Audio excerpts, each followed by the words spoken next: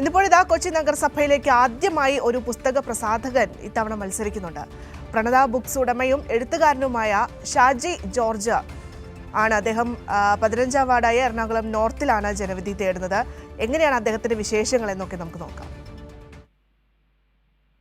പ്രസാധകൻ കൂടിയായ ഷാജി ജോർജ് പ്രണതയാണ് ഇപ്പോൾ നമ്മളോടൊപ്പം ഉള്ളത്. കൊച്ചി കോർപ്പറേഷനിലേക്ക് ഒരു പ്രസാധകൻ മത്സരിക്കുന്നത് ആദ്യമായിട്ടാണ്. അദ്ദേഹത്തോട് തന്നെ നമുക്ക് ചോദിക്കാം, എന്താണ് പ്രതികരണം? എറണാകുളം നഗരത്തിനൊരു പ്രത്യേകത ഉള്ളത്, വൈക്കം മുഹമ്മദ് ബഷീർ ബുക്ക് ഷോപ്പ് നടത്തിയിരുന്ന ഡിവിഷനിലാണ് ഞാൻ മത്സരിക്കുന്നത്. ആ തുടർച്ചയിലാണ് ഒരു പ്രസാധകൻ എന്ന നിലയിൽ LDF ഈ ഡിവിഷനിൽ എന്നെ മത്സരിക്കാനായിട്ട് ഇപ്പോൾ തിരഞ്ഞെടുക്കുകയും എന്നെ നോമിനേറ്റ് ചെയ്യുകയൊക്കെ ചെയ്തിട്ടുള്ളത്. വലിയ ആവേശമാണ് ഈ തെരഞ്ഞെടുപ്പിൽ ഞങ്ങൾ കാണുന്നത്. എല്ലാവർക്കും വലിയ സന്തോഷമാണ്. LDF എന്ന് പറയുമ്പോൾ തന്നെ വലിയ സ്വീകാര്യത. കാരണം സമൃദ്ധി, 20 രൂപയ്ക്ക് ഈ നഗരത്തിൽ ആർക്ക് വന്നാലും ഊണ് കഴിക്കാം.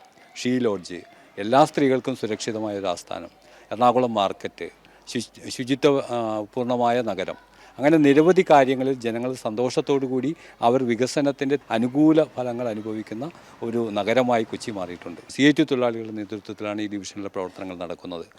രാപകൽ പണി ചെയ്യുന്ന തൊഴിലാളികൾ ഇലക്ഷൻ പ്രവർത്തനങ്ങളിൽ പൂർണ്ണ മനസ്സോടുകൂടി ഇടപെടുന്നു എന്നുള്ളതും സന്തോഷകരമാണ്. താങ്കളുടെ പ്രണത ബുക്സ് അത് എത്രത്തോളം രാഷ്ട്രീയം മുന്നോട്ട് വെച്ചിട്ടുണ്ട്? പ്രണതയുടെ രാഷ്ട്രീയം എന്ന് പറയുന്നത് ഇടതുപക്ഷ അനുഭാവമുള്ള രാഷ്ട്രീയം തന്നെയാണ്.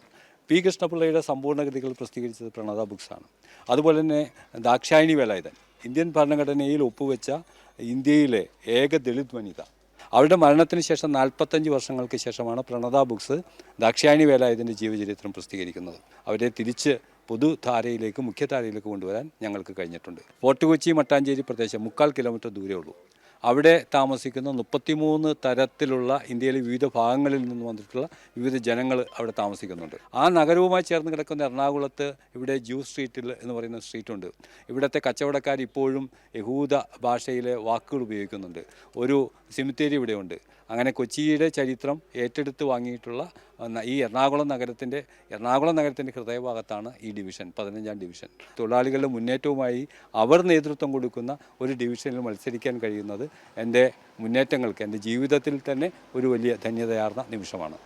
കഴിഞ്ഞ പ്രാവശ്യം അവർ ഈ സീറ്റ് നേടിയത് വർഗീയ കൂട്ടുകെട്ടുകൊണ്ടാണ്. BJPയുമായി ഉണ്ടാക്കിയ ഒരു കൂട്ടുകെട്ടുകൊണ്ട് ഉണ്ടാക്കിയ ഫലത്തിലാണ് അവരെ മുന്നോട്ട്.